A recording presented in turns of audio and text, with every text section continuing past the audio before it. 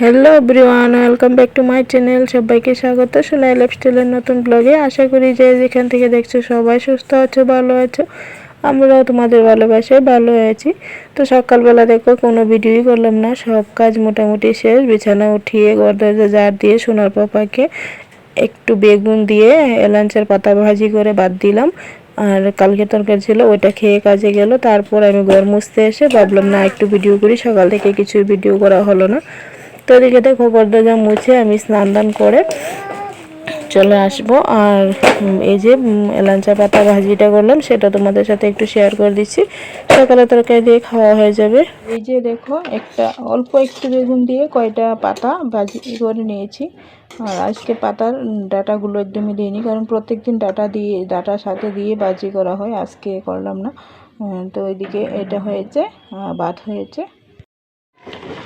এদিকে দুপুরবেলা একটু জাউ ভাত করে নিয়েছিলাম। দেখো জাউ ভাত, কারণ সোনা একটু ভালোভাবে খেতে পারবে, একটু দুধ টুধ দিয়ে মাখিয়ে। আর আমিও একটু সয়াবিন তরকারি আছে খেয়ে নেব।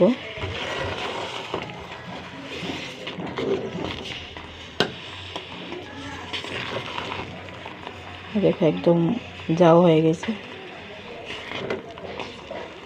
এই চালটা তো এমনিতে জাউ হয়ে যায়। তো বসে আমি বাইরে গেছিলাম, তো একটু জাউ হয়েই গেছে, তো ভাবলাম না জাউ বাতি বানাই নি। তো এই যে এদিকে দেখো সন্ধ্যার সময় একটা কুয়াশা আর একটা আলু কেটে নিয়েছি, সয়াবিন দিয়ে রান্না করব। তো বলতে আলুটাও কম, তখন সোনা পাপা বলছে যে একটা কুয়াশ দিয়ে আজকে রান্না করে না সয়াবিনও অল্প একটু। তো ভাবলাম সেজন্য একটু কুয়াশটা দিলে একটু বেশি হবে। তো এদিকে দেখো কুয়াশ আলু সয়াবিনটা একটু গরম জল করে আমি সয়াবিনটা যখন ভিজিয়েছিলাম, তখন কুয়াশ আলুটাকে একটু কড়াইয়ের মধ্যে গরম জলে দিয়ে দিয়েছিলাম। তো এটাকে একটু ভাজি করার পর এদিকে সয়াবিনটা দিয়ে দেব আর কিছুটা বুট দেব।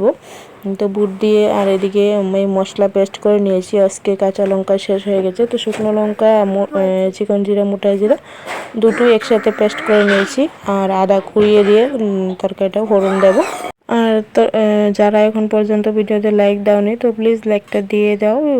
তোমরা মনে করে কমেন্ট করে দিয়ে যাবে। অনেকে হোক লাইক দিতে ভুলে যায়, সেই জন্য কিন্তু বলি বারবার, তোমরা খারাপ পেও না। তো আর যদি নতুন বন্ধু এসে থাকো তাহলে সাবস্ক্রাইব করে পাশে থাকবে। তো এদিকে দেখো আমি কিন্তু ফোড়ন দিয়ে দিচ্ছি। এই যে শুকনো লঙ্কা তেল দিয়ে তারপর আদাটা দিয়ে দিলাম, তারপর পাঁচফোড়ন দেব। দিয়ে যে আমার পেস্টের মশলাটা ওইটা একটু 2 চামচ দিয়ে দেবো। চামচ দিয়ে করে নিয়েছি একবার, 2-3 দিন রান্না হয়ে যাবে। আর সোনা আছে মালিকের ঘরে, ঘুম পাড়াতে নিয়ে গেছিলাম, কিন্তু তখন ও ঘুমালো না। তার মধ্যে মালিক কাকা এসে ডাকছে, তো ওই ঘরে উঠতে গেল।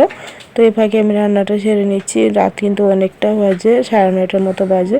তো এদিকে দেখো আমি সবগুলো আবার মশলাতে ঢেলে দিয়েছি, একটু নেড়ে ঝুলটা দিয়ে দেবো।